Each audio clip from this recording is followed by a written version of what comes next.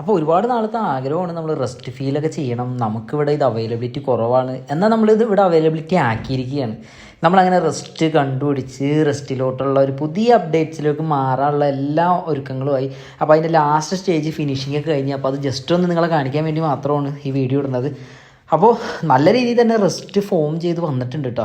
അപ്പോൾ അതായത് എനിക്കൊന്ന് മൾട്ടിപ്പിൾ കളേഴ്സിലൊക്കെ ചെയ്യാൻ പറ്റി. ഞാനാണെങ്കിൽ ഒരു ബോർഡ് എടുത്തിട്ട് പല ഷെയ്ഡുകൾ ഉണ്ടാക്കാനാണ് നോക്കിയത്.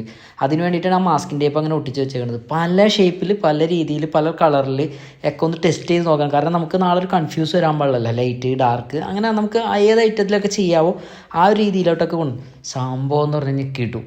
ഒരു രക്ഷയില്ല.